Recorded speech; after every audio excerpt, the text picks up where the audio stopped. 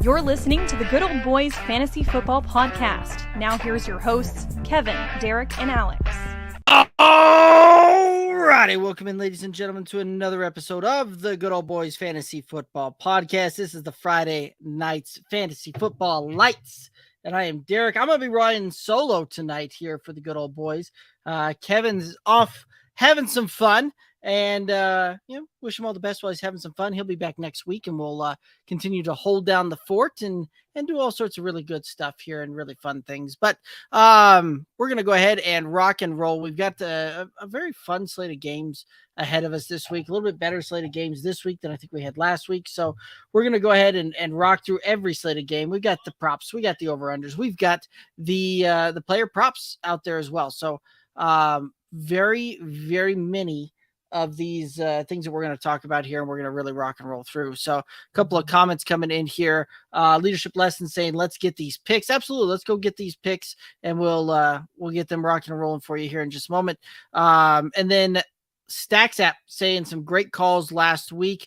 There were some good calls. There were also some calls that we missed on.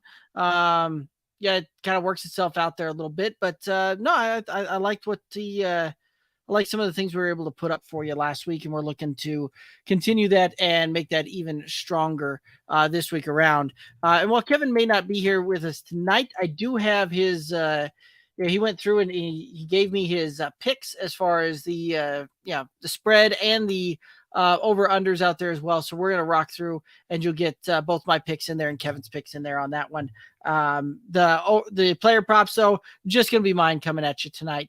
But, we've done fairly well on some of these things here lately, and we're looking to continue some of that success. You can find us on the Twitter, Instagram, Facebook, TikTok at Good Old Boys FF.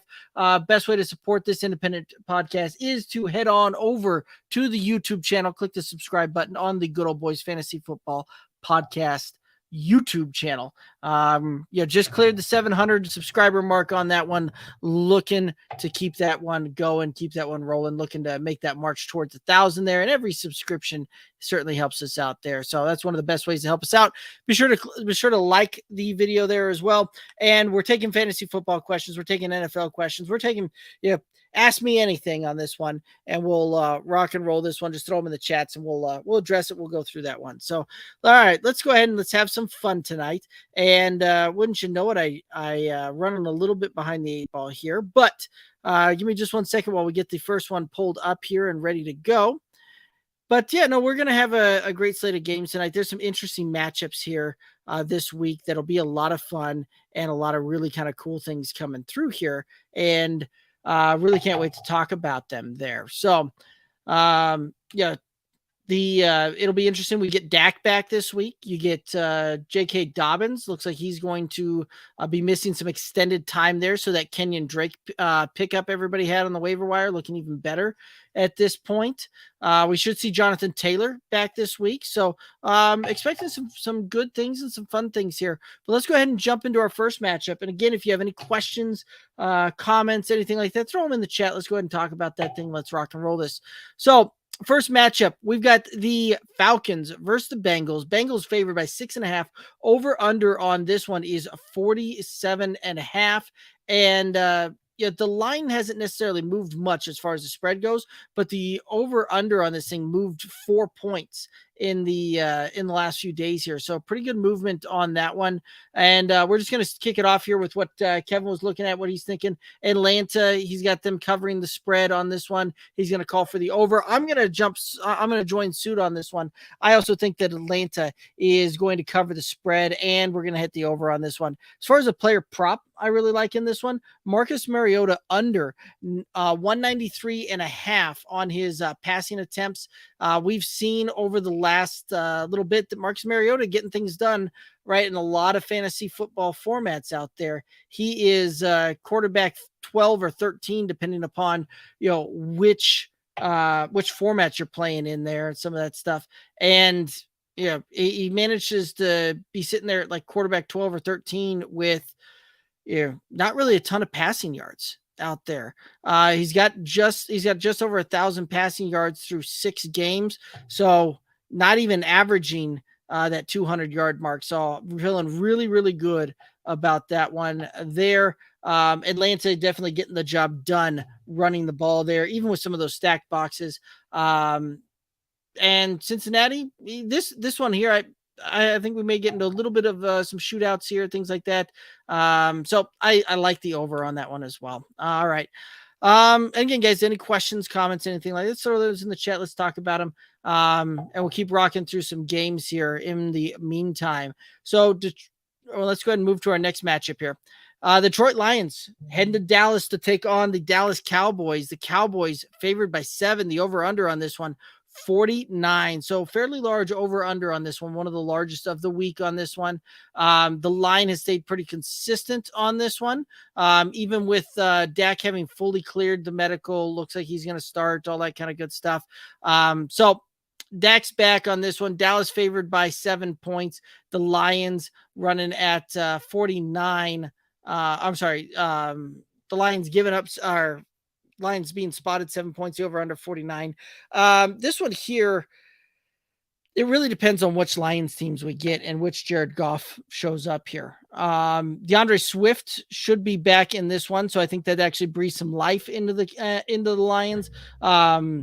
Amon-Ra St. Brown, we should see him healthy. DJ Chark looks like he's going to miss on this one.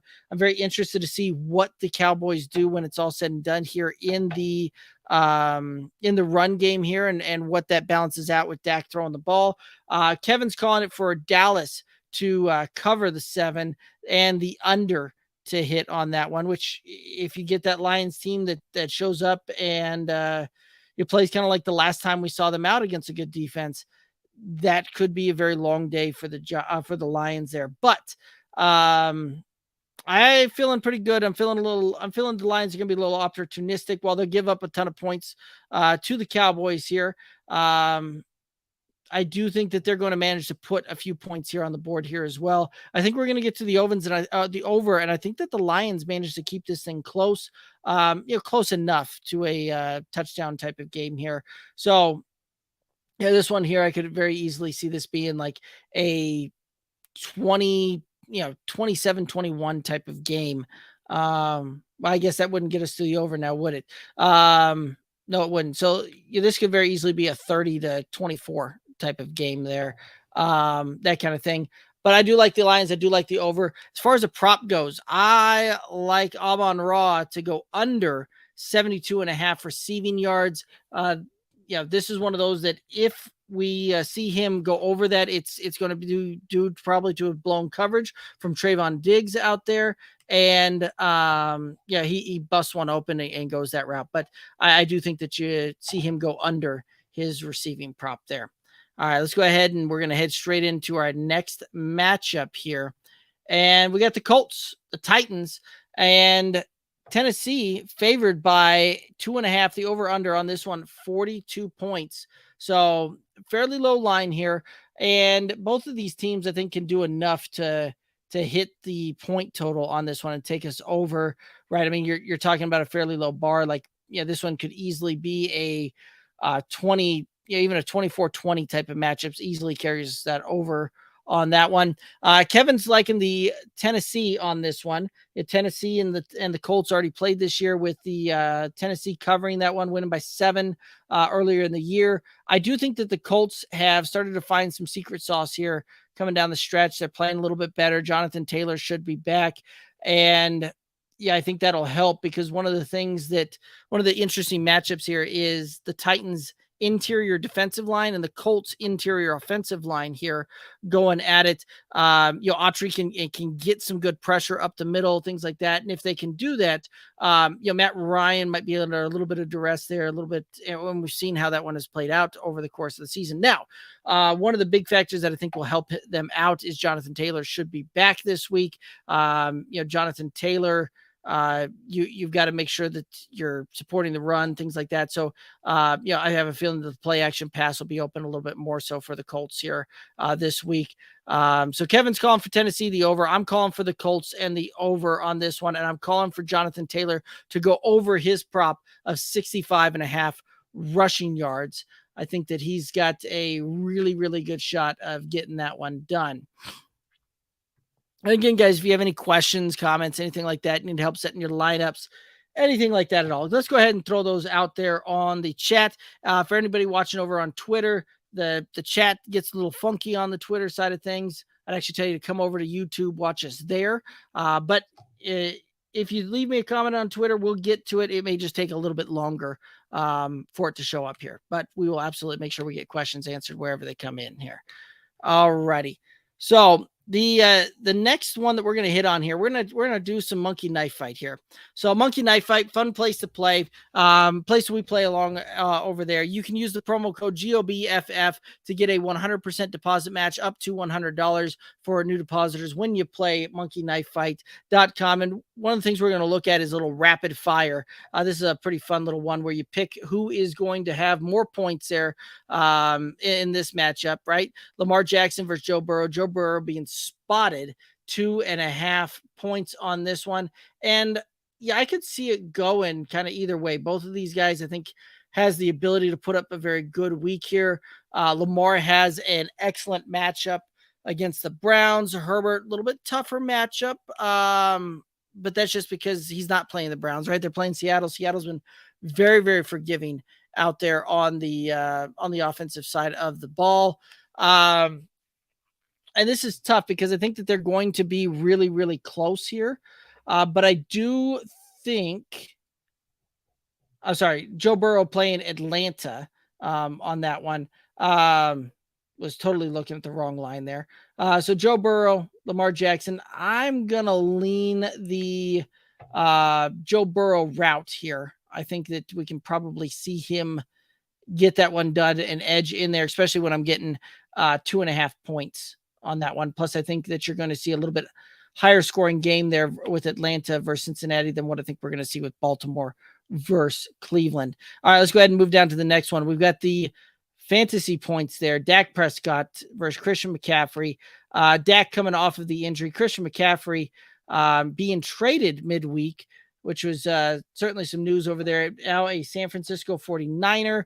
CMC's getting a 1.5 bonus, but this is one of those that even as good as CMC is, I'm going to take the Dak Prescott on this one coming back off of injury. I just don't know exactly how much we'll see out of Christian McCaffrey here in the short term. Coming in there, really getting the playbook digested, really getting that one figured out, getting acclimated to the offense, all that kind of good stuff. So while I think he'll play a little bit, I don't know that we're going to see that Christian McCaffrey workload type of thing that we've necessarily seen in the past. So I'm going to take Dak. So that's how I'm calling it. I'm calling Joe Burrow and Dak to lead the way for the fantasy points on that one there. Alrighty. Let's go ahead. We're going to keep plugging and chugging here. Next matchup, we've got the Green Bay Packers heading to the Washington Commanders. Packers favored by 4.5, over under on this one, 41.5. And man, oh man, the Packers are reeling a little bit, coming off of 2 straight losses. First time in LaFleur's career that we've seen him lose 2 straight. Aaron Rodgers does not look anything like the MVP Aaron Rodgers we've seen the last 2 seasons out there. Packers seem to kind of struggle the ball, seem to keep a lead and be able to take a lead and keep a lead on this one. So some very interesting things afoot here. Kevin is calling for the Washington Commanders to cover the 4.5 and the under 41.5. And I have to agree with him on the under. I do think that this is going to be a low scoring affair. I don't think both of these teams are reaching 20. I think this is going to come down to probably a 2017. Kevin thinks the under, which would be kind of that field goal type of game there, or the Commanders win. I think that the Packers do find a way to cover this thing. The Commanders getting a new quarterback under center there. And while Heineke is better than most replacements out there because he's had starting, he had a lot of starts last year. Under that, we may see an emergence of Terry McLaurin again. That was one of the places Heineke looked to more so than Carson Wentz seemed to look to. So I do think that we're going to see some good things out of that. I do think Terry McLaurin probably has a little bit more fantasy relevance this week than what we've seen in the past, but I do think the Packers find a way to cover this thing, and it's not going to surprise me to see this one end somewhere in the neighborhood of like 21-14 type of thing. I do think that we're gonna manage to just barely cover that and the under to come in. One of the props I really like on this one, Brian Robinson to go over 52.5 rushing yards. The Packers have been really just kind of bad when it comes to rushing defense there. So I really like Brian Robinson this week. I think he's got kind of just that fire matchup there. The Packers, giving up.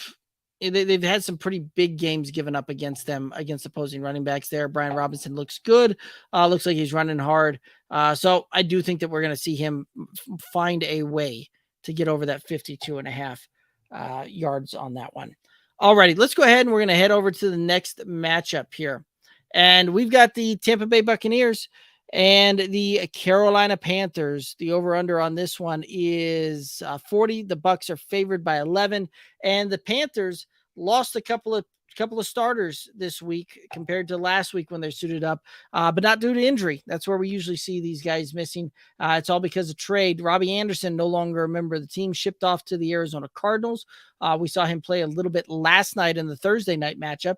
And then we got CMC that we just mentioned is now a San Francisco 49er and will no longer be there. So this is one of those that this Panthers team is just bad. And I don't know how while the Tampa Bay hasn't been playing very good, and while Tampa Bay hasn't been doing, much in the way of lighting up the scoreboard, things like that, I do think that we're going to see some interesting things here, right? Like, I just don't know that we can see the Panthers really put up a ton of points, right?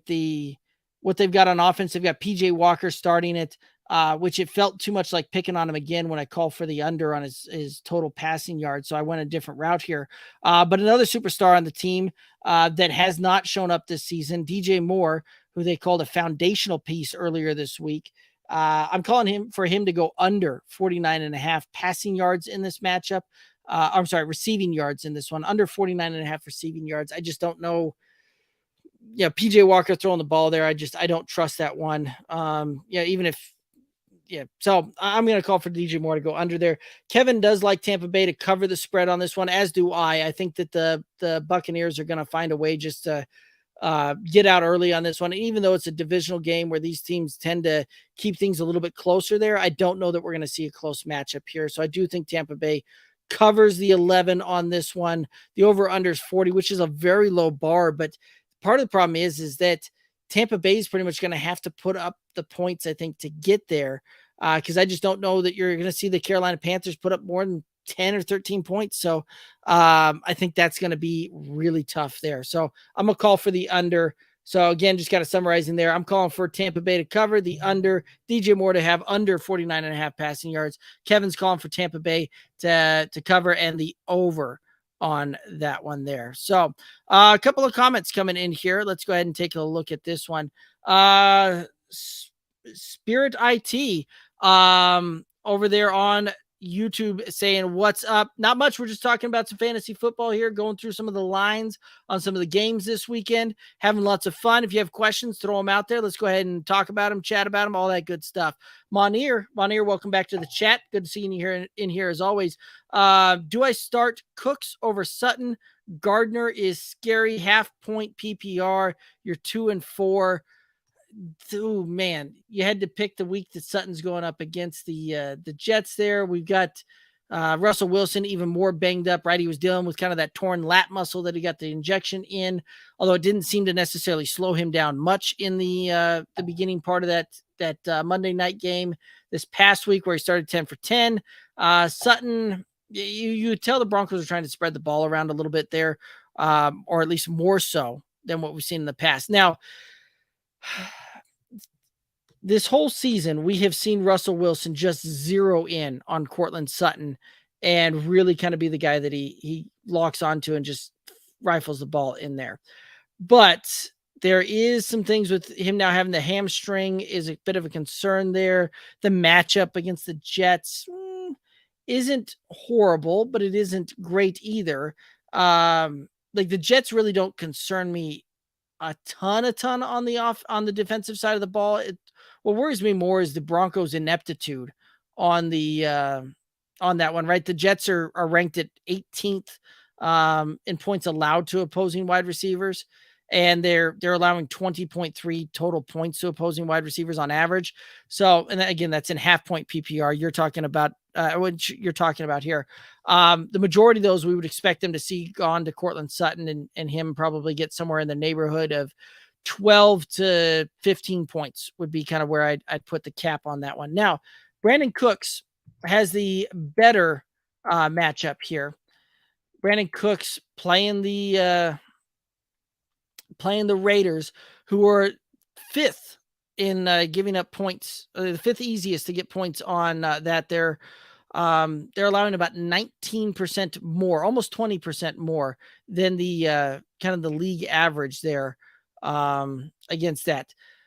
So I guess, Moneer, really the question kind of comes down to is, who do you trust more? Do you trust Russell Wilson to throw the ball more? Do you trust Davis Mills to throw the ball more? Both of those a little bit on the rough side there, but let's just kind of look through some of these things as far as how I'm looking at them right now on some of the deal. So Cortland Sutton, I'm seeing him right about kind of a mid wide receiver too.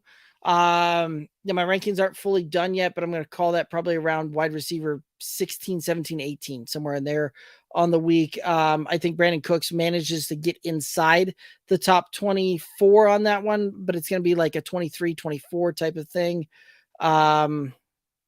So it's one of those that you're going to have to pick your poison and kind of go with it there. Neither option looks necessarily great. Cooks has been a little problematic trying to get a ton of fantasy points there. But so is Cortland Sutton lately. So I'm going to lean the Sutton route. But I wouldn't blame you for playing the Cooks in that situation either, right? Sutton, I think, probably gives you maybe a little bit better ceiling. Well, Sutton probably gives you a little safer floor. Cooks probably gives you a little safer or a little bit higher ceiling is how I would look at that. So money here, it depends a little bit. If you need floor, I'm going with Sutton. If you need ceiling play, I'm going with Cooks on that one. And you just traded Juju for Bateman. When Bateman's been healthy, he's been pretty good there. I'm hoping that we can see him back here fairly soon. Buffalo D and James Conner for Dameon Pierce.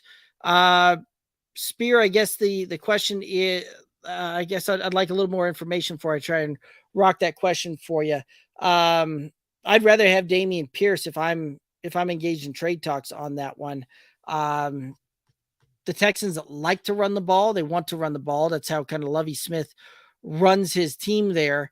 And for a guy in Dameon Pierce who has been pretty good all season long for you, James Conner banged up and missing times. That Arizona offense has not been good.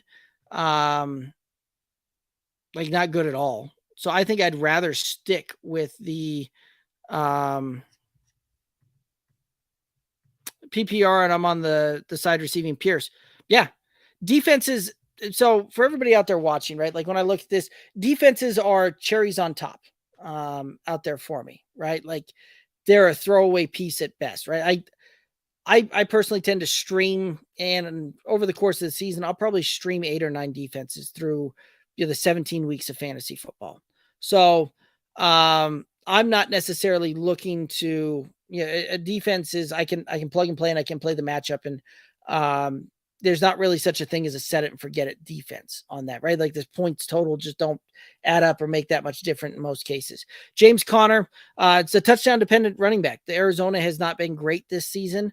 Getting into the red zone certainly has been great scoring in the red zone. Last night, a bit of an anomaly with that, which, you could say that part of that is because D-Hop's back and the timing between him and Kyler looked really good, but it could be that we finally see this offense clicking a little bit, things like that. But James Conner, again, has got to score touchdowns for him to be fantasy relevant for you. Dameon Pierce is getting enough of a workload and enough opportunity that he can get there. He can get there and get you great fantasy finishes week in, week out without necessarily having to score a touchdown. So he's a solid running back too. James Conner, certainly has not been that, right? James Conner actually on the season right now ranked running back 39 in a half point PPR scoring. And Spirit, while I understand yours is a full point, I tend to look at everything in half point there, just because that's what I do my rankings off of. But full point there, right? James Conner doesn't get enough of the receiving work. Let me rephrase that. Doesn't get exponentially more receiving work than what Dameon Pierce does. If you look at their targets per game, you look at their receiving work, they're going to be similar on that one, right? Like James Conner, gets 4 targets a game roughly. And that's nothing special, nothing to write home about.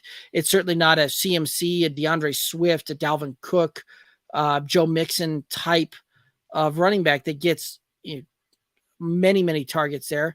And Dameon Pierce has been picking up and has been seeing more and more receiving work come in these last few weeks. So he's actually trending in the right direction, and you're seeing him get 20 opportunities a game, whereas James Conner, you might get 10 to 15 opportunities a game. So I like the Pierce side, and that's the way I'm going. So PPR, and I'm on the side receiving Pierce, full point PPR. Yeah, absolutely. Yes. If you've got that deal offered to you, I'd take it and run. I would absolutely do that one. Smash the yes, move on. And like the fact that I just added, I just upgraded my running back. And, for me, again, defenses are a streaming at best proposition anyway. So on here, start 1 half point PPR, Aaron Jones, ETN, Sutton, or Bateman. Okay. So I like this one. And if I'm starting one, I'm assuming this is for your flex. I'm not going to go with Bateman, just from the standpoint, still trying to come off that injury a little bit. It's been a little rough for Rashad Bateman this year, but let's just kind of see how I've got some of these things spread out and ranked here. Aaron Jones, we've got him as a running back 2 this week, kind of in that, just behind Dameon Pierce. Let's see here. Travis Etienne, I've got him kind of, tail end of running back 2. So you're talking, running back 22, 23, kind of in that range there. I do have a good prop for Etienne here in a little bit when we get to that matchup, which is where I'm headed to after this question. Sutton, wide receiver 2 there again. Bateman, I'm not starting Bateman. So we're gonna cut bait on Bateman right here immediately. Cortland Sutton, I don't want the inconsistency. I don't want the roller coaster ride. I do think that you're going to get a little bit more consistency out of Aaron Jones or Travis Etienne in that case. And Etienne, we've been seeing him get his workload ramped up here a little bit, right? We're starting to see him used more in the passing game. We're starting to see him used more on the ground.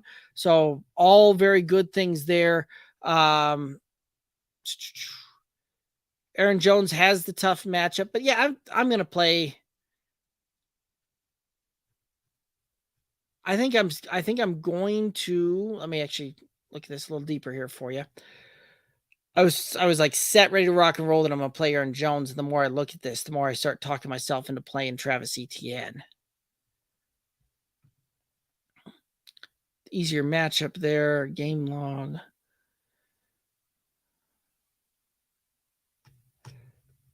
Yeah, Etienne, both of these guys getting roughly the similar workload on this one. Difference being is Etienne's running incredibly well right now, and is more efficient with the ball. So Aaron Jones, I would say, has the floor play for you. I do think that Etienne's probably a little bit more ceiling for you, Monier, is how I'll look at that one and go at that one there. So I'm probably going to roll Aaron Jones, and my second choice would be Etienne in that matchup. Alrighty, let's go ahead and look at our next matchup here. We have the New York Giants playing the Jacksonville Jaguars. Jaguars favored by 3 in this matchup. Over under on this one is 43. So again, kind of an interesting line here. You would think that the Giants would be at 5-1 and having done some really good things there against the spread and just overall winning, you would have thought that they probably would have been favored in this one. Going through that one, but they aren't. So Jacksonville favored by 3 at home in Jacksonville, over under 43. I do think that the Giants are going to cover this thing. Kevin's also in agreement with me on the Giants, saying that they'll cover. He thinks that this game is going to get over the 43. I don't think that it necessarily does. I think we're going to see an under type of matchup here, something that ends in the neighborhood of 20 21-18 is kind of how I see this one ending. So the under gets touched, but I do like Travis Etienne's over of 14.5 receiving yards. It seems like the bar is very, very low on that one.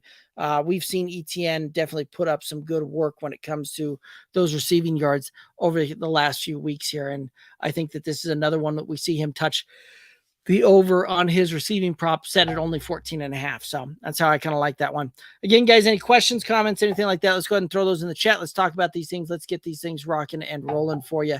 Next matchup, let's go ahead and head right in there. The Cleveland Browns playing the Baltimore Ravens. Ravens favored by 6.5 on this one, over under 45.5. Now, this is one that the Ravens have had a hard time covering anything more than about 3 points this season.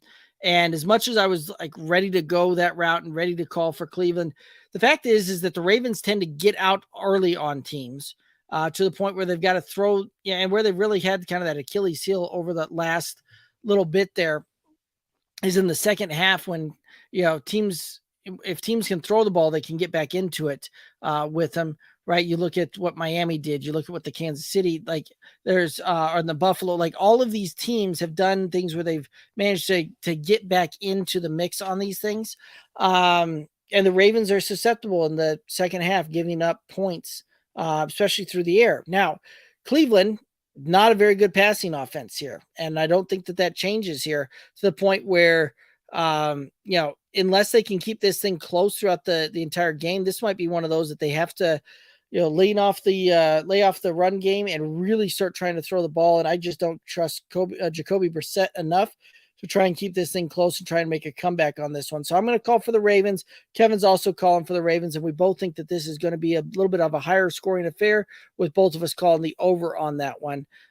Player prop I really like in this one was Nick Chubb over 71.5 rushing yards on this. Baltimore has been susceptible on the ground, letting and giving up some plays through the ground and through the run. So I do think that we're going to see some decent yardage here for Nick Chubb, but it's got to come early for him, because I think that this one, when you start getting in the second half to, in the second half, late into the third and into the fourth quarter there, the Browns are going to have to be passing the ball a lot to stay in this one. So there's some things I'm a little worried about there on that one.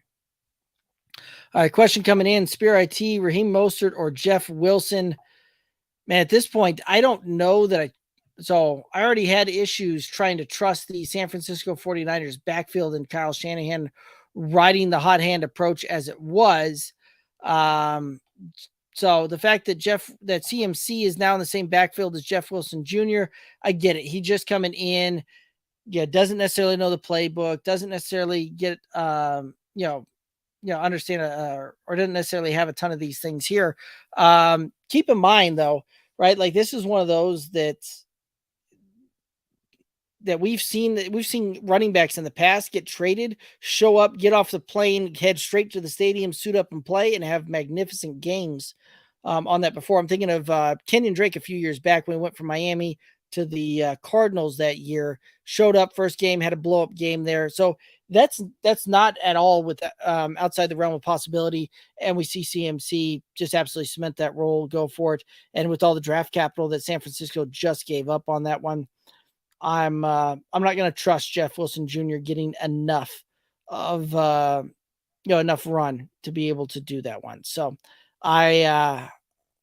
it's pretty much more that I'm out on Jeff Wilson Jr. more so than I'm necessarily out in on Raheem Mostert. Pittsburgh's been fairly tough against the run this season.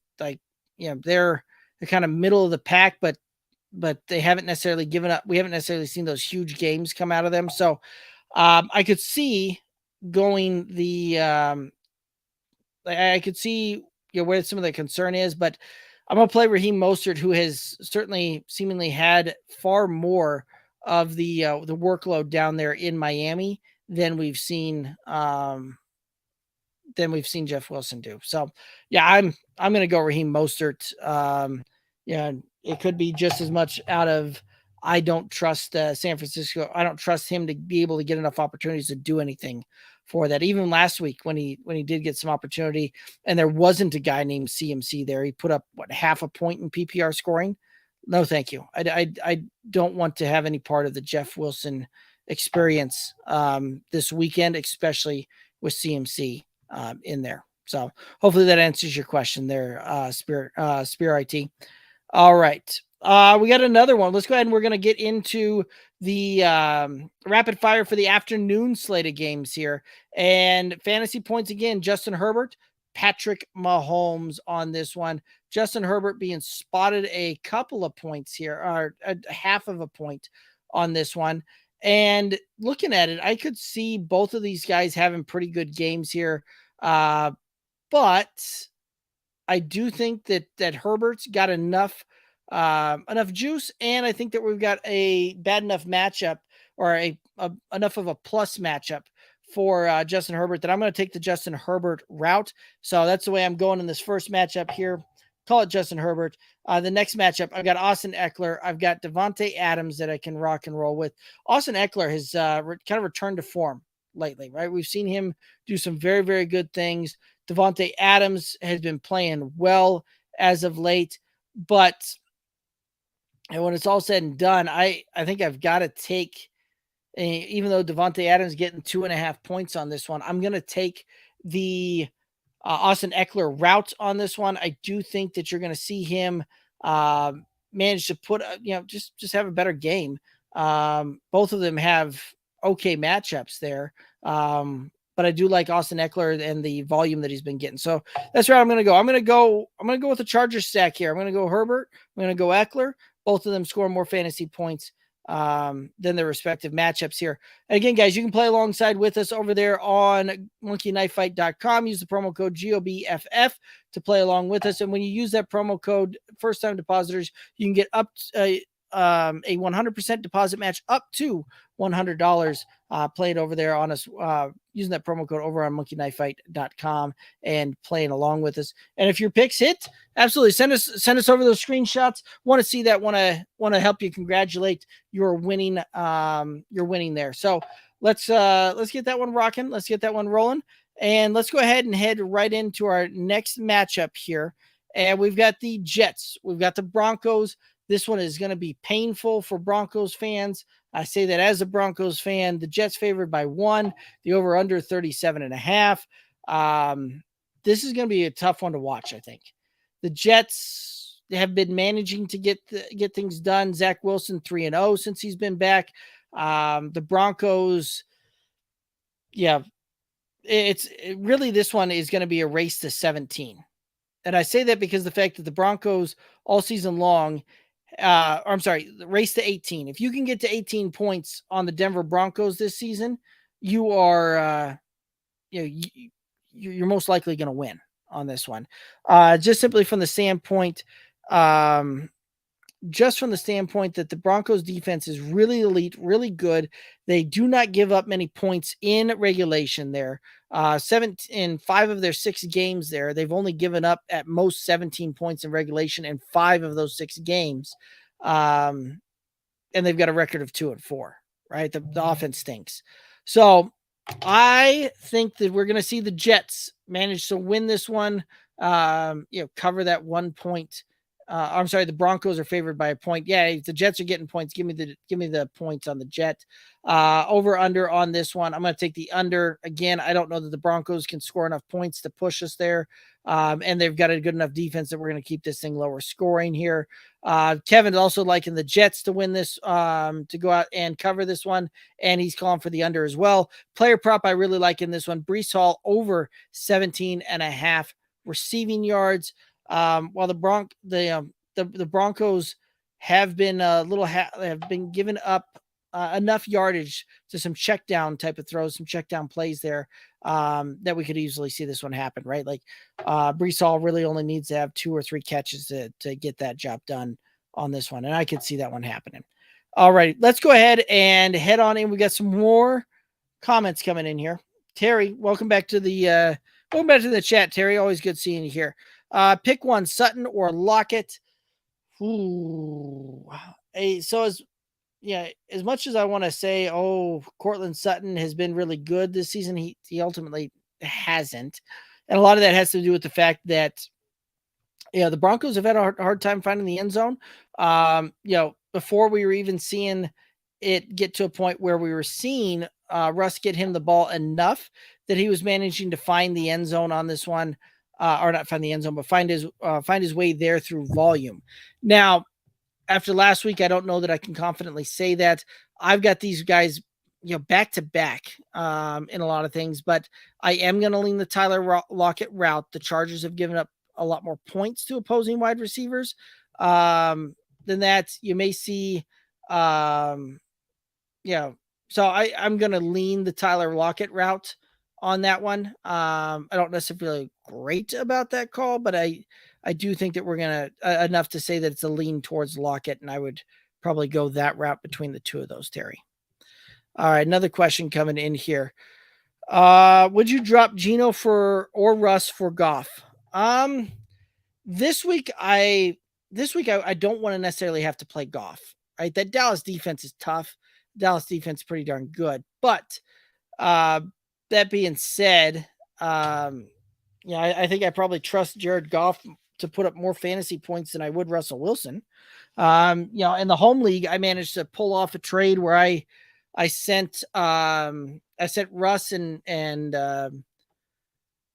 I sent him Russ away, and I got Dak back as part of the deal in a move that I think benefited both of us tremendously. But I'm actively looking to get rid of Russ on all of my rosters out there, and if I can get a better option for him, I would.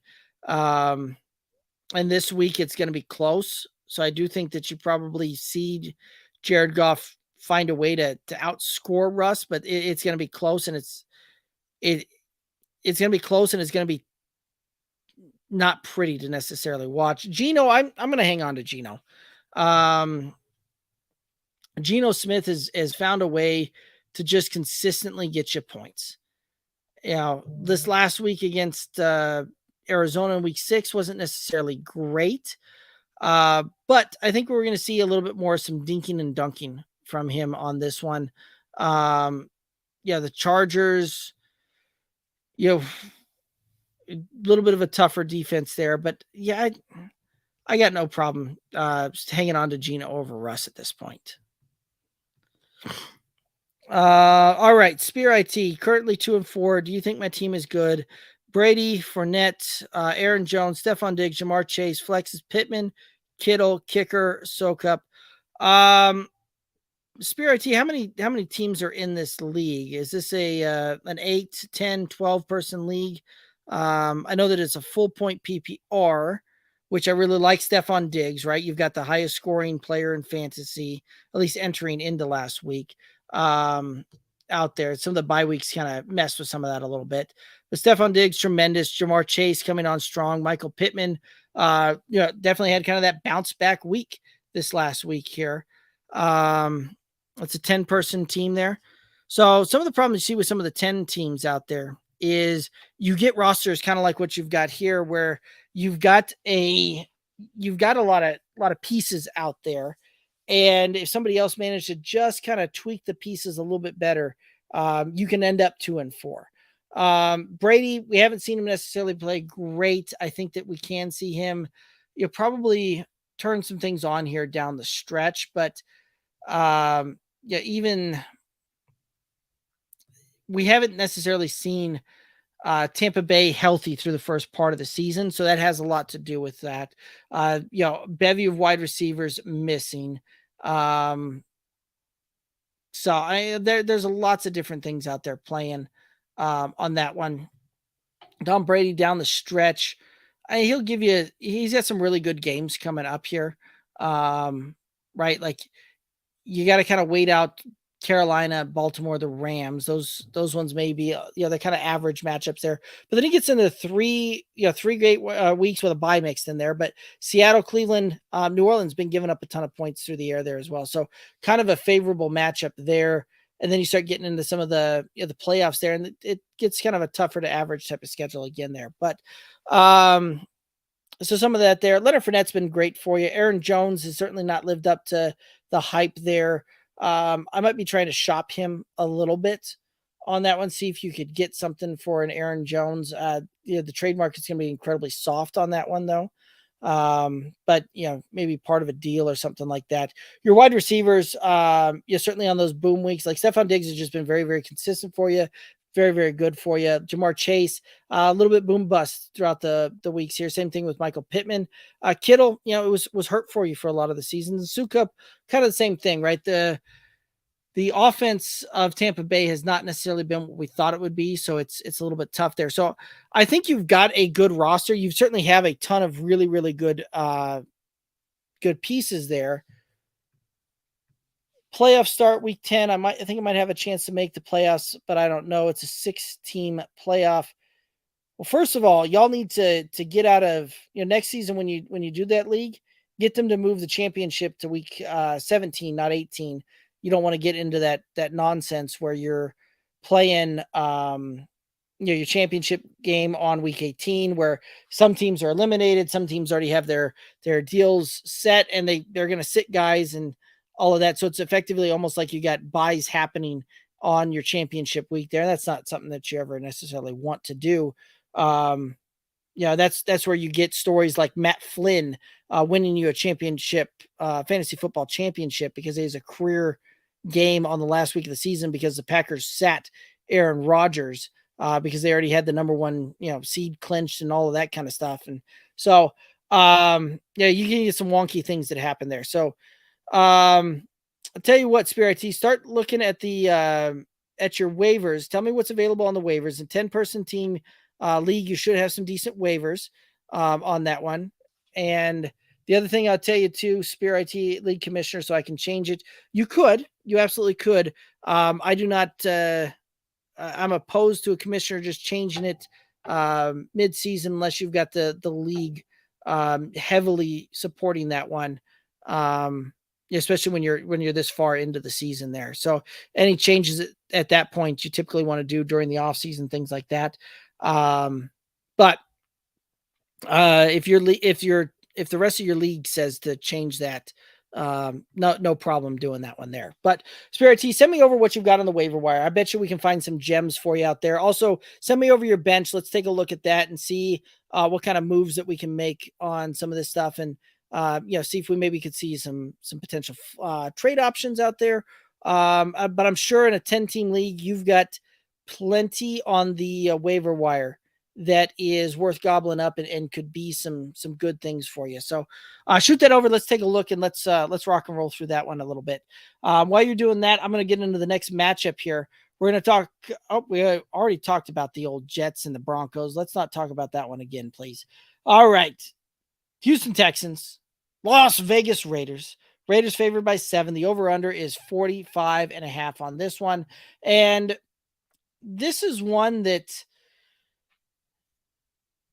this is one of those that we're going to have two teams that don't have necessarily great defenses going up against teams that don't have offenses that have kind of sputtered out here a little bit. But I am going to take the Raiders. I was thinking that there's a world in which you could see the Texans keep this thing within a touchdown type of thing. But the more I think about this one, the more I can't get behind that. So I'm going to take the Raiders. I'm going to take the over on this one. I do think that we find a way for both of these teams to get, this one's not going to surprise me with a 27-20 type of matchup, something like that. And so I think that we can absolutely get some things going there. So I do like the over. Kevin is calling for the under, but also calling for the Raiders to cover. I'm liking Josh Jacobs over 84.5 rushing yards. He's been on a tear lately. The Raiders just seem to, be willing to kind of run the wheels off of him a little bit. and I'm okay with that. So I'm absolutely smashing the over on his rushing yards there, and I think there's some good things out there. All right, let's take a look here. Waivers are also Geno Pickens, Valdez-Scantling, Russell Gage, and both Carolina running backs. My bench is Alex Pierce, Rashad Bateman, Brian Robinson, and James Conner. There's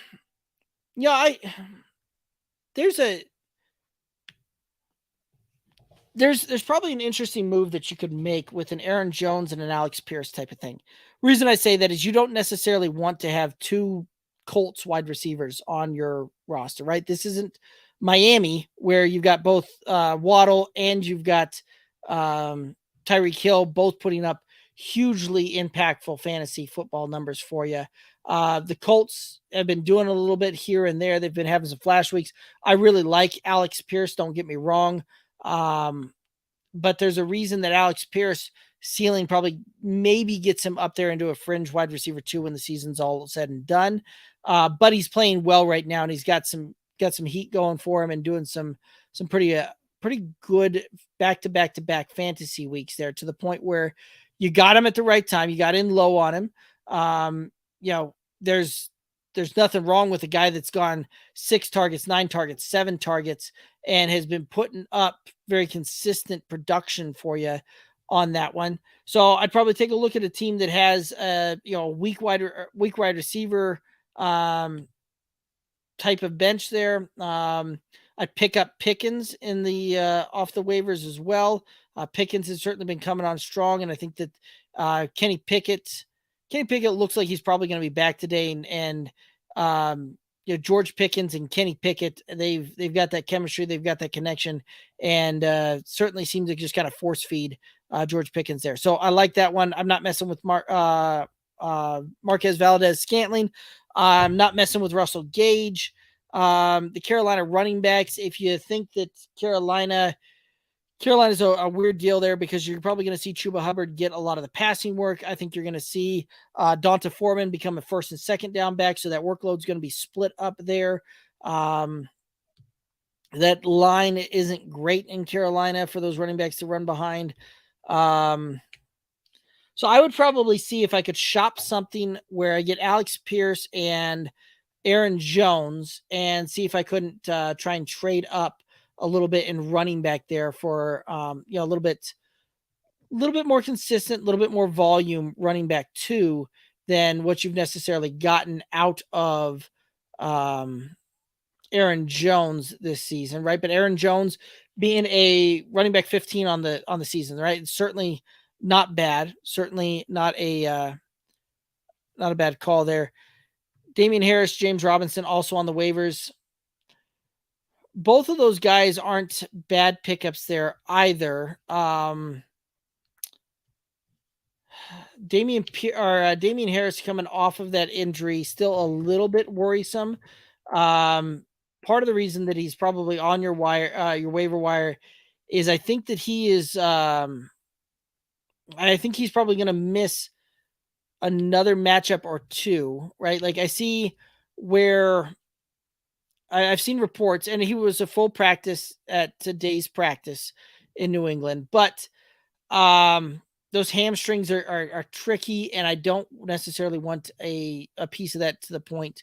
I'd probably let him sit out there another week. Rashad Penny's been looking pretty amazing for them as well. So there's certainly some things there. As far as James Robinson goes, earlier in the season was much higher in the offseason. I wasn't necessarily a fan of players coming back off those Achilles injuries. They haven't necessarily boded well, but we saw James Robinson's workload go from 20 opportunities a game to the point where he and ETN are almost in a split backfield there. And ETN certainly is certainly the more efficient back, and certainly getting the receiving work on that one, right? Like you've seen right now, James Robinson getting about 4.2 yards a carry, and ETN the last couple of weeks, you've seen Travis Etienne like 7 yards a carry, 8 yards a carry, and he's really popping there. So I don't know that I necessarily want to go that route, but I would look at trying to package Alex Pierce or Rashad Bateman at that point, right? I would look at trying to package either one of those guys and Aaron Jones and try and move up the rankings there. You're wondering what it would have to take to get Breece Hall. It's going to take a lot, but and shoot, you could throw that offer out there and see what it cooks. See if you could get a dialogue going on that one. But there's some other options out there that could do that, right? Josh Jacobs would be a guy that goes under a lot of people's radar. He'd probably be a guy that, if you could trade those guys and move up to that, like you'd be pretty happy with that. Joe Mixon would be another guy that I'd probably try and move up with as well. Joe Mixon hasn't necessarily been super, super great for fantasy, but he's been more consistent. He certainly gets a lot more volume than what we've seen Aaron Jones do. So, those are a couple of names that I probably wouldn't mind looking at, wouldn't mind trying to go get. Just a couple of thoughts out there, Spear IT. I think there's some room for you to do some trades. I would be looking at picking up picking up Pickens on that one. And then if you could do a 2-for-1 deal and you could make that one happen where you're trading off 2 players, getting one back, you now just freed up the spot on your bench for you to pick up Pickens without having to drop somebody. And that would be a good move there, I think, for you. So I'd start trying to engage in some conversations around that. And as far as, one of those that, what would you have to do to get Breece Hall? You could, I got offered Josh Jacobs for Jamar Chase, but I didn't accept. Thank you for all your help. You're most welcome on the help side of it. And that'd be tough, right? And that's actually, a fairly fair deal when you look at it. Josh Jacobs for Jamar Chase, right? They're both kind of putting up similar fantasy points there. Running backs tend to do it more consistently than wide receivers do, but you also then see wide receivers have the big blow-up games, and they tend to get you a little bit more week winning type of weeks there. So I probably wouldn't accept the Josh Jacobs for Jamar Chase, but I would reapproach that, that manager and see if maybe I could get Josh Jacobs for Aaron Jones and Alec Pierce and try that one. You could also approach the Breece Hall owner and manager and try and see if just ask him, hey, are you willing to move him? And if so, what's the asking price? Like that's one of the best ways I've found to kind of engage some of those trade volume or trade discussions there is, hey, what are you looking for this asset? And you can at least get a dialogue started that way and see if there's any middle ground to find to try and make a deal. Welcome back to the chat there. My team was so bad. JK was my running back too. Who should I try and trade Kupp or Taylor for? Well, some of that's going to depend on what you can get for them. Jonathan Taylor, market's going to be a little bit softer with him having missed time a little bit, him having not had some of these big blow-up games, right? Like when you look at it season long right now, he's currently in running back 3 territory. Now, you and I both know that that's not where his value is, but that's where his fantasy performance is, and him missing time has also been there. So there's some of that to it there as well, right? Jonathan Taylor getting a ton of volume out there. Same thing with Cooper Kupp. Massive amount of volume on this one. So it's one of those that gets, I would tell you that you're going to, if you're trying to trade one of those guys, it depends on how far up the ladder you're trying to go in some of these things, right? And you're probably going to get, you might be able to get better value if you go kind of, sideways on that, meaning that if you go Cooper Kupp for a running back type of thing, or Jonathan Taylor for a wide receiver type of thing, like that's where you might find better value in being able to move up tiers on that one. Because if you're trading, same for same type of thing, same position for same position, it gets much more difficult to raise up the kind of the level and the bar there and see what you can get there. But, if you're trading away,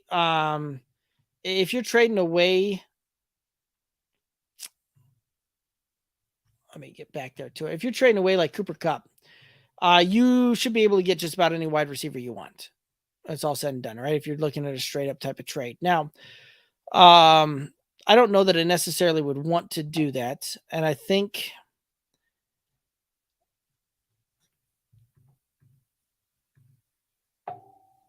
you offer JT for Pierce and Mixon. Yeah, I don't know that I would accept that one either. While JT has been great in the past and his talent is undeniable, you're trying to trade me a guy that at this point is looking like a bust this season for a guy sitting just outside of running back one territory, which Joe Mixon has disappointed on his draft capital there a little bit, right? And Dameon Pierce, who, you know, depending upon when you're drafted, you took a running back in the 5th or 6th round or later.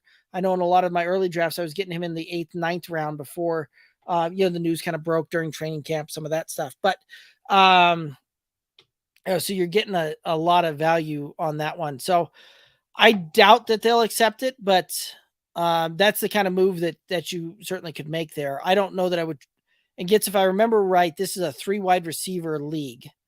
If it is, I would hold off on trading Kupp, because Kupp's scoring more points per game on average than any of the running backs out there season long, right? Like Austin Eckler, number 1 wide receiver out there, and Cooper Kupp is outscoring him by about 1.5 a game. So, that's one of those that, and keep in mind you've already got Cooper Kupp past his bye week on this one.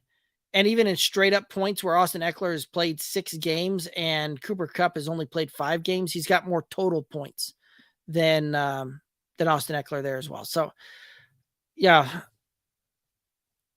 if you've got the 3 wide receiver deal, because I think you've got Stephon Diggs, you've got Cooper Kupp at that point, if I remember that right, I'm holding on to those 2 wide receivers.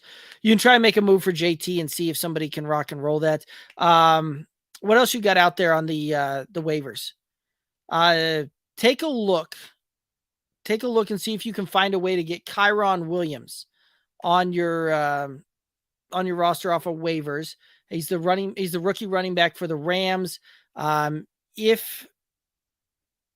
it's a different league than the one that you were talking to us about the other night. Okay. Send me over the roster. Put the roster in the chat here. Let's look at this thing together and see if we can brainstorm that one. And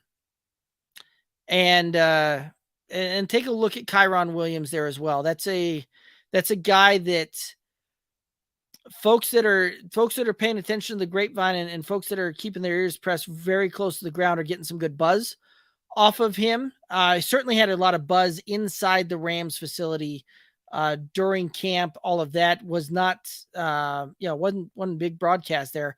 But if they really do move Cam Akers, like that's a move that could help you out there, because I think once you see Kyron Williams come back off of that ankle injury, I believe he had ankle surgery on that one. I could be wrong. I think that you're going to see him. I think you're going to see Darrell Henderson kind of cede some playing time to him. So I think there's some interesting things there.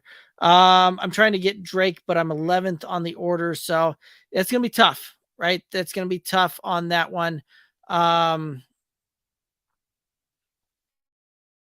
And if you pull that one off, that'll help you out there, right? Like Drake is going to get enough touches and carries that you can certainly do that one there. Alrighty. So guys, real quick, I'm going to hit the next matchup. I see more comments coming in here from both Twitch and YouTube. I'm going to hit this next matchup. We're going to come back. We're going to hit your questions. Give me one moment. We'll get back to these questions.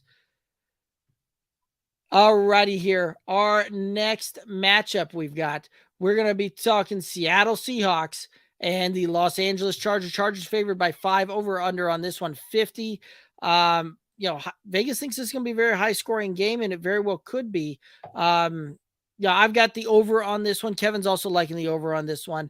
Kevin's saying that the Chargers are going to cover on this one. Seattle's been scrappy all season long, and I think they find a way to get the job done and keep this thing close.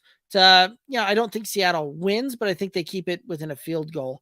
And I do like the over on this one as well. One of the props I like on this one, Geno Smith under 260.5 passing yards on this one. I think he comes really close, but I think he kind of tops out at about 255 in this matchup. And I'm going to lean on the under for the player prop here. But this one here should be a fun matchup to watch. And I think we're going to get a great game out of this one. All right, back to the comments, back to the questions here. Gets Geno, JT, Dobbs, Kupp, Evans, Myers, Hawkinson, Pierce. Benches T-Law, both Panthers running backs, Wandell, Lat Murray, Elijah Moore, Mooney. I'm assuming this is a 3 wide receiver league. You said yes to that earlier. Okay. So you've got Pierce. You could easily move Pierce into the Dobbins role on that one, right? And you can play the flex a little bit, right? It'll be easier to find the flex than it will to find the running back 2 at this point. So, that's Alex Pierce. Okay. All right. Well, at least the good news is that you got in on the Panthers running backs there. I think Donta Foreman is probably the better running back between the two of those to roster, but let's hang on through this weekend and see what happens there. I do think Lat Murray gets some decent run out there in Denver this week. I get it. That Melvin Gordon met with Hackett and they had a good conversation and they're saying that he's going to be a starter and all of that. Melvin Gordon's one fumble away, I think, from fully losing that job.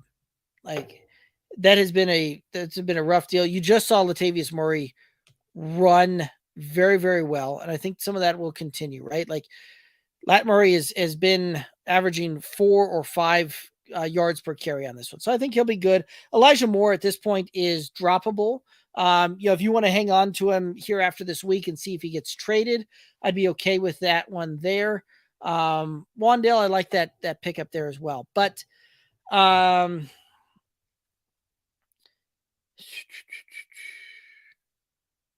as far as trying to go out and get another running back there, you could potentially try and see.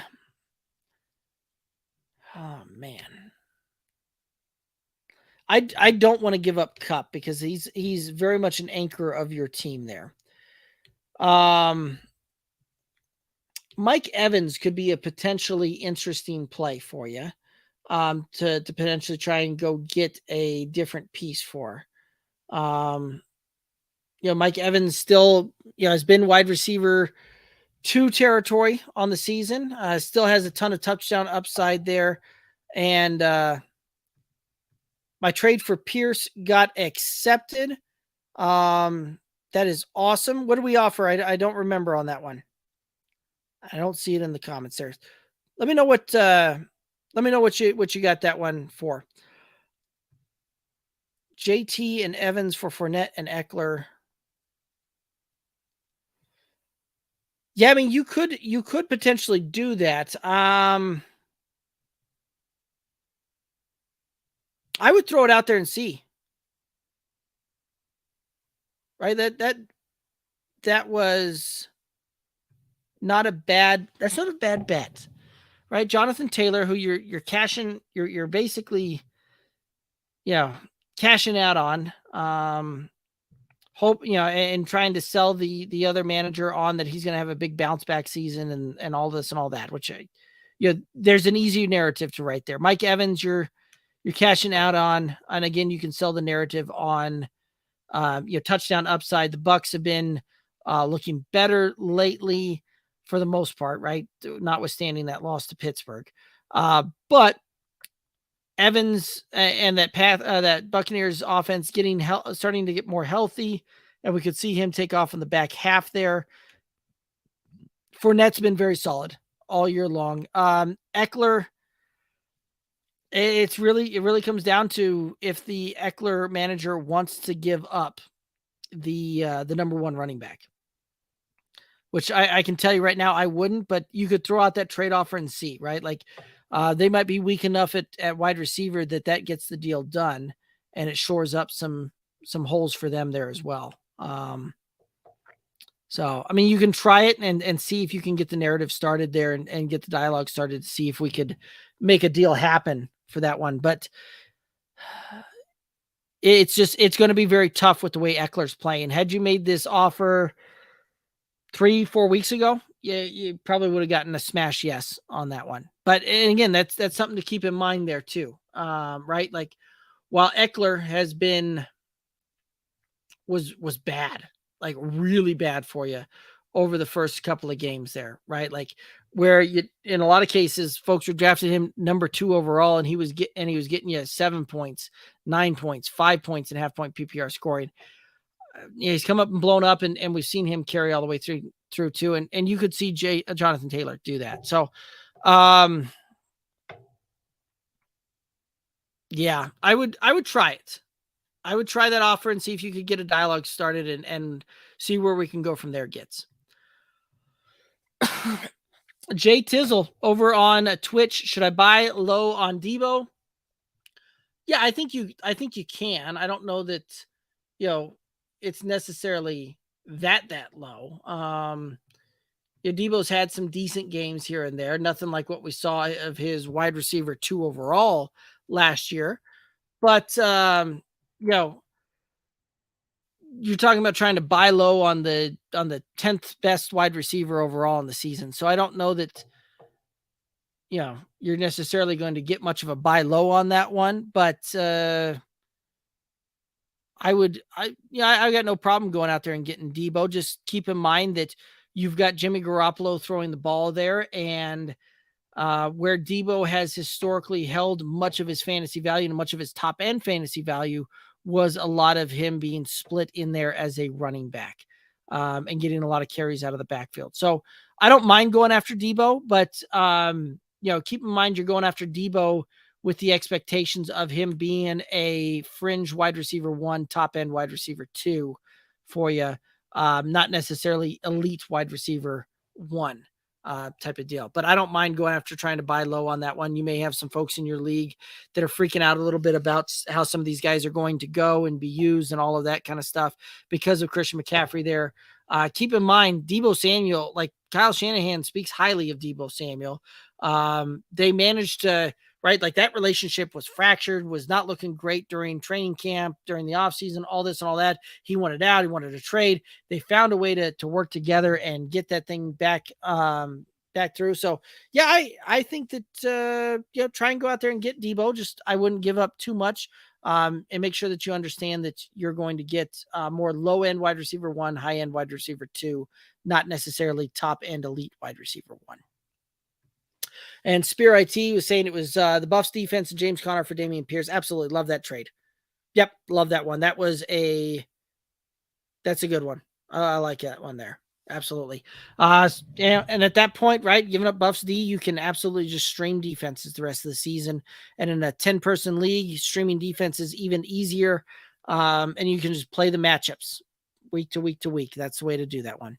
Andrew over on YouTube, start 2. Godwin, Higgins, or Kenneth Walker, PPR. I'm going to start Kenneth Walker. Absolutely think that he's going to have a great game this week. Seattle likes to run the ball, right? This is a Pete Carroll offense that we're talking about here. And I think that he will find a way to have a very good game on this one. I know a lot of folks out there, have him potentially as a running back 1 this week.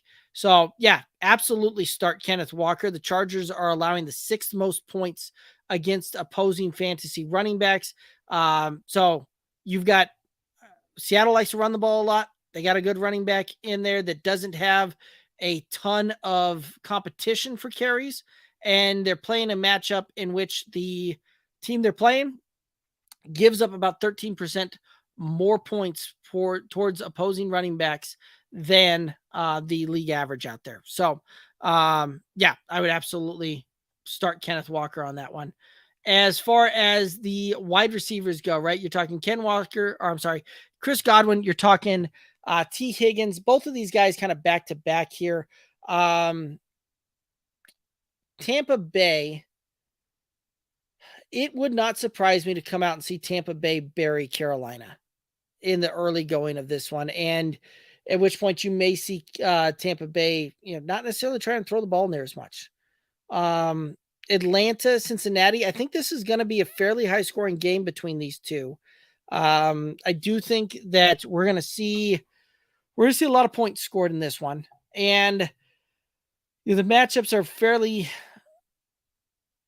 the Falcons are the seventh easiest or give up the seventh most points to opposing wide receivers. And the Falcons are the 10th. So, I mean, it's close, but, technically speaking, you got T. Higgins having a slightly better matchup here, and in a game that I think there's going to be more points scored here, and a game in which I think you're going to see Joe Burrow throw the ball a little bit more so than we're going to see Tom Brady do. So, very close, very, very close, Andrew, but I'm going to go with Higgins and Ken Walker in a full point PPR.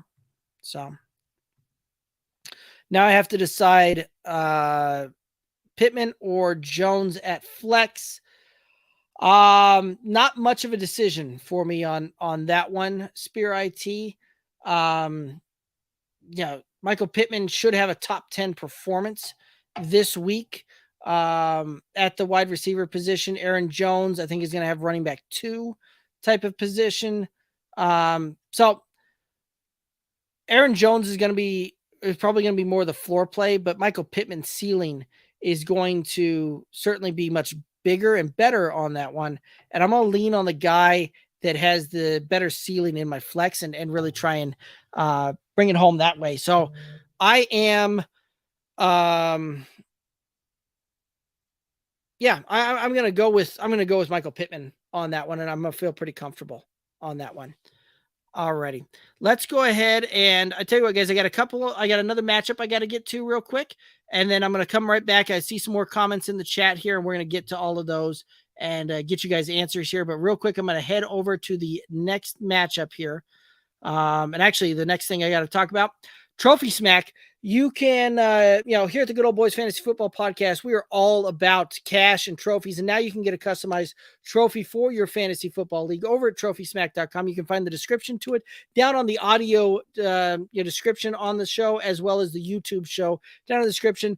And you can, buying your trophy through that link helps the boys out there. But you also, they've got you covered on more than just trophies. You can also get, belts, rings, all sorts of really cool things over there through that link. Again, trophysmack.com. And, when you're winning that cash, sometimes you need to get that trophy to show off there as well.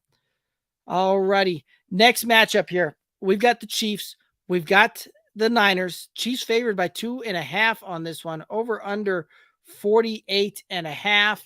And this is one of those that, the Chiefs favored on this one. I do think that the Chiefs managed to win by a field goal or a little bit more. So I'm going to take the cover. Kevin's also taking the cover on this one. I think this one's going to be a little bit lower scoring game than what we've necessarily seen in the past. So I do think that the under is in play. Kevin's same page as me on that one. And I do think that this is one of those that we're going to see the Niners have to throw the ball a little bit more so and really kind of push through things a little bit more so here than what we've seen in the past, where they can kind of ground and pound there. CMC is one that it's an interesting deal, right? Like, and I talked about this a little bit earlier on there, but it's a very interesting thing with the CMC coming to the Niners, because you got a guy coming in that doesn't necessarily know a ton about the playbook. But the concepts, I have a hard time believing he's not very familiar with the concepts, right? Because Kyle Shanahan runs a very similar system to what his dad ran out there in Denver, right? And Christian McCaffrey's dad is Ed McCaffrey, who was a wide receiver on those Broncos teams, winning Super Bowls, things like that. So something tells me that Christian McCaffrey is at least somewhat familiar with the schemes already, and somewhat up to speed on that one. And we've seen this too in the past, where running backs that we thought necessarily, weren't necessarily, go to a new team and have a massive game on this one, or get called up off the practice squad and have a massive game on this one. Kenyon Drake a few years ago, when he got traded from Miami to the Cardinals, came in and had a big blow up game, had a couple of big blow up games right after getting traded, and literally got off the plane and went to the stadium dressed and played that night. So there are certainly certainly precedents for running backs getting traded and having good games on that one. We don't necessarily see that a ton on the wide receivers type of thing, on trades happening mid-season, that kind of stuff, because you got to build some of that chemistry. Now, CMC's workload may be a little bit hindered when it comes to the passing work on that one, but I think you'll still be very, very good for him getting the running portion of that. And Juwan Jennings is a player I like on his prop on this one. He's got he's got a 15.5 receiving yards. I'm going to take the over on that one. I like that one there. All righty, let's go ahead and get back in here to the chat and hit up some of these questions, some of these comments here. Super CNB Challengers over on YouTube. Welcome back in. Good to see you in the chat. Did I win or lose? Gave away Diggs and Najee for Swift, Waddle, and Devonta Smith. I know I can't start all of my wide receivers, but I'm going to flip Waddle and Smith for an elite RB because I'm very thin at running back. So, man, it is tough. It is tough trading away the highest scoring player in fantasy football, right? Like, which is what you did with Stephon Diggs. He is the number one overall point scorer in fantasy football. And that even comes off of him being on bye last week. Still the number one scoring, outside of quarterbacks, of course. But Najee certainly underperformed for you. So I don't mind going out and getting Swift, when healthy, like we've seen him put up monster games here. He's a highly efficient back, doesn't need a ton of opportunity to make big things happen. So I like Swift rest of season a lot. And I think that he's going to be able to do some amazing things rest of season here as well.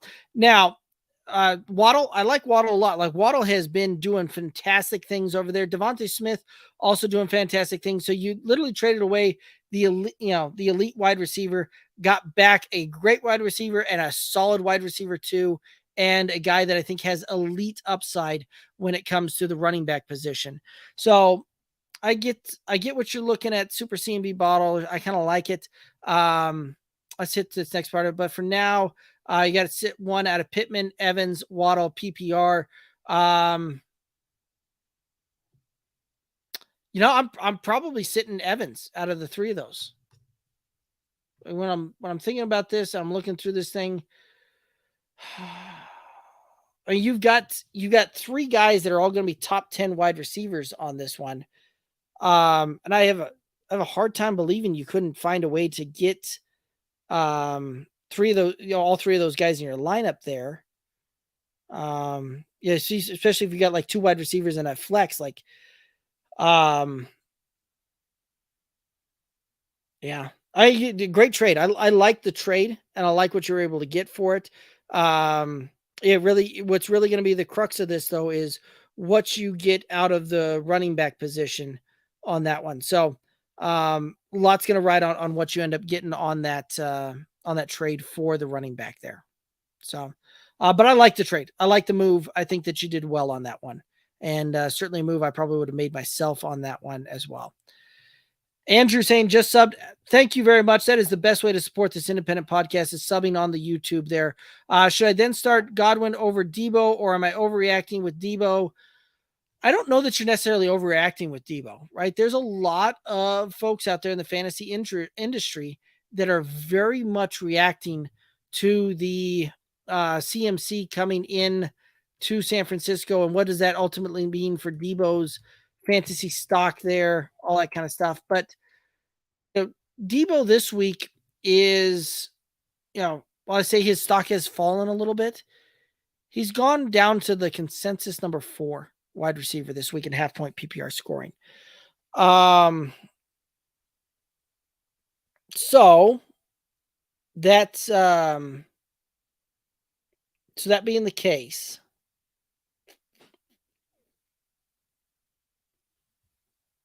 I would be starting Debo, and I really wouldn't be messing around with that one too much on that one. Godwin's going to have an okay game, but Godwin's going to be, again, right, like what I was talking about earlier, I could see there being a potential issue with Tampa Bay blowing the doors off of Carolina, and you could very easily see them, grounded out, slow the game down a little bit, some of that kind of stuff. And to a point where would it surprise you at the end of the day if, Chris Godwin has a stat line that reads something like 5 receptions on 8 targets for 60 yards, 0 touchdowns, right? Like that's probably about what you're going to see out of him, somewhere in there. Whereas Debo, you may not get that same rushing upside on that one, but they're playing Kansas City. I think that this game is going to have some decent back and forth to it. And, would it surprise me to see Debo find a way to get Debo manufactured touch to get him in the end zone on that one and him get 6 for 9 and 70 yards. So I think the Debo, I would be okay to start Debo on that one, Andrew. Bill saying I'm streaming Greg Dulcich this week. 5 of 8 starters on bye. Good luck, everyone. Bill, that is rough. You got a ton of Bills and Vikings and Eagles players, certainly on your roster if you've got that kind of deal going there. Alrighty. Jaden over on YouTube, 14-man, Hurts, Saquon, Henry, D-Hop, Mike Williams, Waddle, Freiermuth, Jacoby Myers, Mooney, A-Rob, Foreman, Rashad White. Any moves you would suggest? Man, for a 14-person league, you have a ton of firepower on this one. Running backs, I'm not touching. I'm leaving Saquon. I'm leaving Derrick Henry. Wide receivers, not touching there either. D-Hop doesn't look like he missed a beat. And I think we're going to see him return great value for you back half of the season. Mike Williams, a great upside on that one. Waddle, I really like Waddle rest of the season as well. Jacoby Myers, a great PPR type of play for you. Allen Robinson, not in love with. Darnell Mooney, not in love with that Bears offense outside of David Montgomery. Donta Foreman, I really want to see what that looks like in Carolina on that one. So I'm holding that one. Rashad White, it is an insurance piece in case something happens to Leonard Fournette there. So and quarterback, you've got a great quarterback there as well. My guess is, Jaden, that you have a fantastic record looking at that roster there as well. So I don't know that I'm necessarily looking to make a ton of moves on this one. You've got some depth at wide receiver. And while I don't necessarily love Mooney or A-Rob, the Rams seem to try and manufacture plays to get A-Rob the ball in the red zone.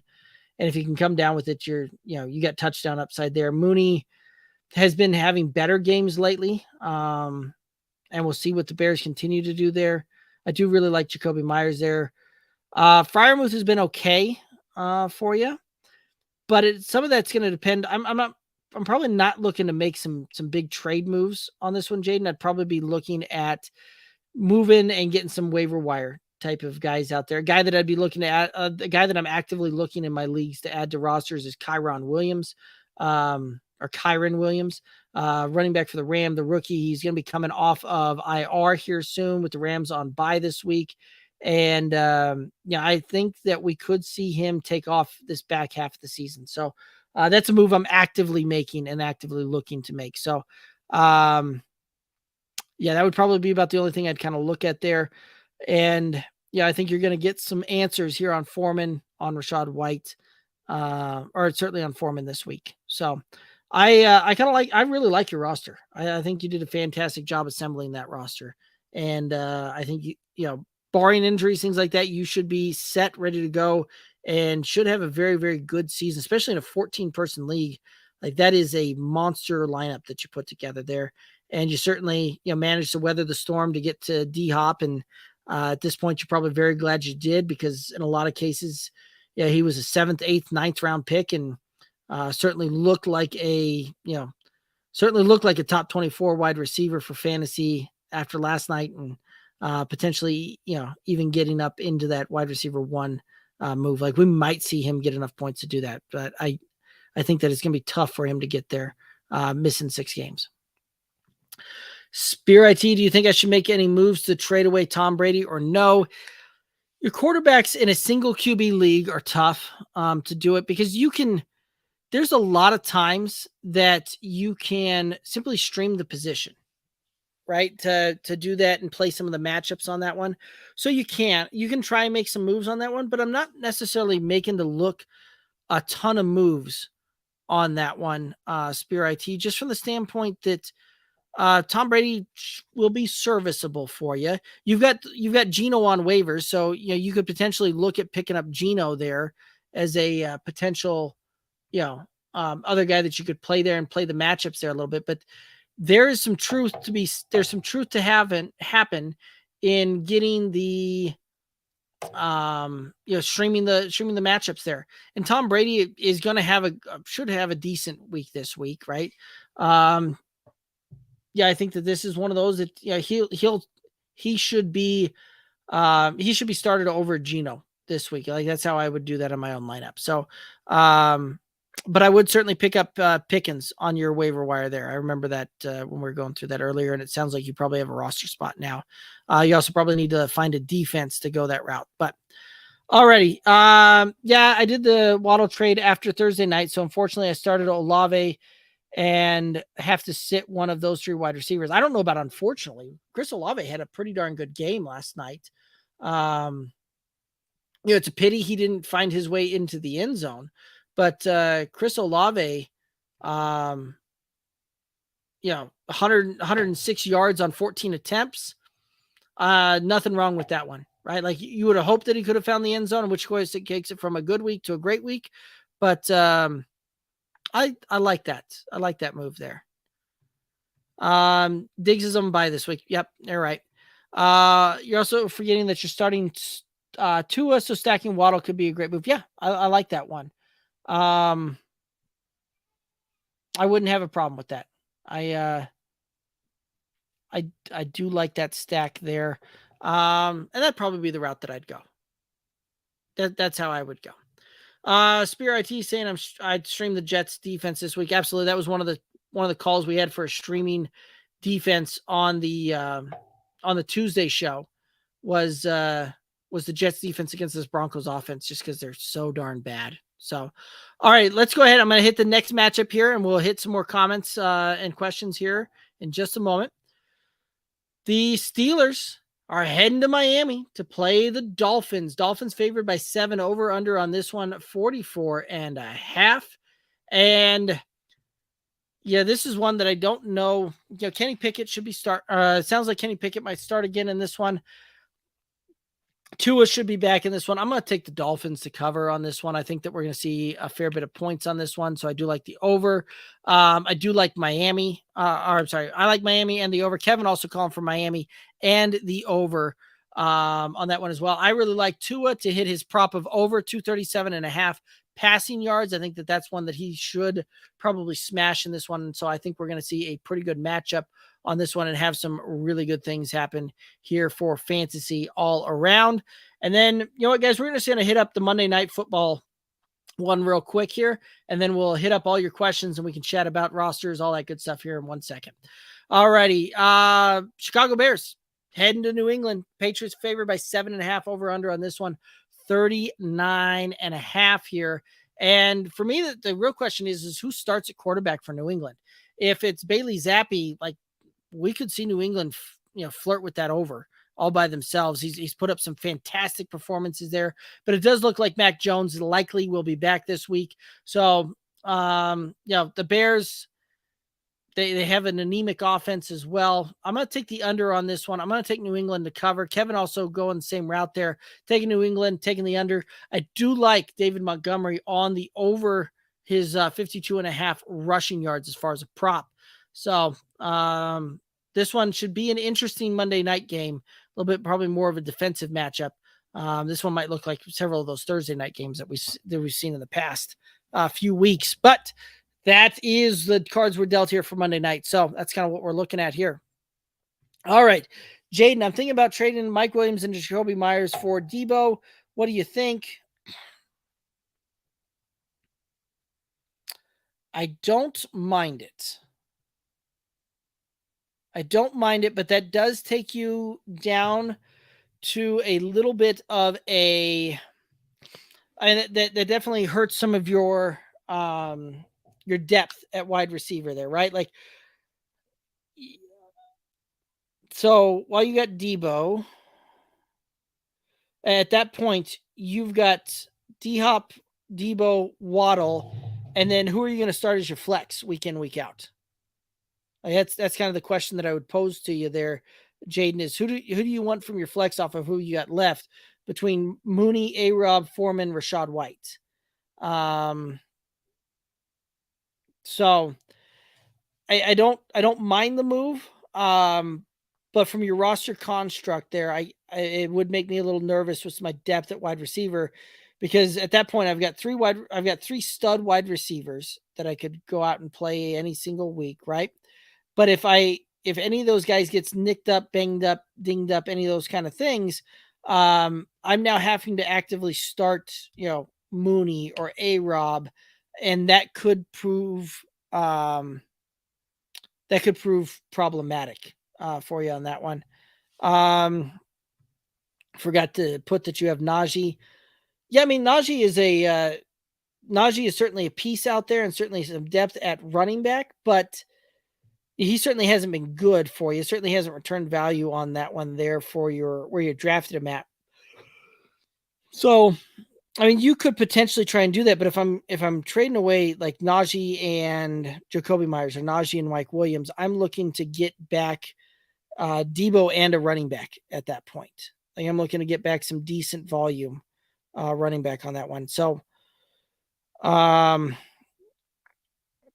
is really, really going to depend on what offers are out there and what offers you can make and you can try and get accepted. But if you trade either one of these guys straight up, or a 2-for-1 for Debo, I'm a little worried about your wide receiver depth there. Running back depth, you've got kind of that same issue that if you get rid of Najee, you need a startable running back. Should somebody get dinged up, that kind of stuff there. So, pick up Kyren Williams as well while you're looking at your rosters there. I think here in a week or two that may help give you a little bit more depth on that one there. So, right now I'm probably holding tight on that one unless I get a exceptional deal for Debo. Like that's a lot of what that's going to come down to, is I'm going to have to, if I've given up Mike Williams and Darnell Mooney, or which, the Debo manager is not going to go for that. I at least certainly wouldn't think so, but that would be the kind of range where I'm going okay. But Myers is certainly a flex type of option, and Mike Williams is certainly a wide receiver 3 on your roster there. So it's a little tough with what you've got going there. Super C&B Challenger saying that they're going to head out now, but they appreciate all the convos. One more though. Do you know if Drake or Hill is leading that Ravens backfield? I'm going to think that it's Kenyon Drake on this one. Yeah, he looked good this last week, and I think they're going to probably try and ride the hot hand there a little bit. And so I would feel far more comfortable if I was having to start one of those guys, putting Kenyon Drake in over Hill in that one. Spear IT. Earlier this season, I gave away Najee and Curtis Samuel for Leonard Fournette. I think that was a steal. Absolutely, it was. Enjoy this season. Najee is showing he's certainly one of the NFL players of all time. I guess I'm a little confused by that one, but we said that coming into the season this last year that Najee was not that offensive line didn't necessarily allow Najee to be efficient. And part of the reason we saw him have great fantasy success last year was the fact that, they ran the ball a ton, and Big Ben peppered him with targets week in, week out. So there is some of that's a little tough there, sledding on the Najee side of things. So there's certainly some potential upside for him, and I certainly hope that we see him have a better, second half of the fantasy season than what we've seen thus far. But I don't know that we're going to necessarily see it. That Pittsburgh team is not great. And I don't know that we're going to necessarily see much improvement on the offensive side of the ball this year. So, yeah. Well, guys, are there any other questions out there? Let's go ahead and put them in the chat. Let's go ahead and talk about them here. Let's get you guys some answers on this one. I keep trying to come back to this trade question here on, go out and get Debo. And I would tell you to sit tight. Sit tight this week, Jaden, and see what happens on Debo. Right? Let's see what goes on here. For what goes on in San Francisco. Yeah, this may be one of those that this offense looks a little different, and we get some thoughts differently on what we're thinking how this thing's going to run. But at the same time, too, you might see Devonta Foreman pop a little bit, right? We saw him pop a little bit last year. And so wait and see on that one, because you may have just gotten a guy off the waiver wire that could show a little pop there, and you could potentially try and package him with a Jacoby Myers or Mike Williams to try and go get Debo and try and go that route. So that would be how I would look at doing that one and trying to go after Debo. Let's wait and see what it looks like this weekend here. See what Dante Foreman does. See what Debo and this Niners offense looks like a little bit this week, because the Niners offense should be one of their more pass happy offensive weeks that we've seen off of how I'm anticipating this game script to go. Super CMB ballers or challengers saying that he picked up Kyron Williams this morning. Love it. I'm telling everybody to pick him up. I think that he's got a lot of upside and a lot of potential to pop for you during the back half of the season. And you know what? If he doesn't pop, you got a guy riding your waiver. You got a droppable player that you can move on to find somebody else. But this is one of those that you can be out ahead of this one pretty easily in most of your leagues. And I would absolutely do that one. Spear IT, do y'all have an Instagram or anything? Yeah, you can find us on just about every social: Twitter, Instagram, Facebook, TikTok. We are most active on YouTube and Twitter, more so than anything. But you can certainly shoot us questions on, shoot us DMs, shoot us questions on any platform. Again, Twitter, Instagram, Facebook, TikTok, and hit us up with your questions. Hit us up with what you're thinking out there. We'll certainly try and get you an answer as quick as we can, and rock and roll that. So, but again, our most active platforms are going to be YouTube and Twitter out there. So, and then we do the live stream across YouTube, Twitter, and Twitch. So you can catch the live shows. We go live every Tuesday night, 11 p.m. Eastern, and Friday night, 11 p.m. Eastern. And you can absolutely rock and roll with us and check that out there as well.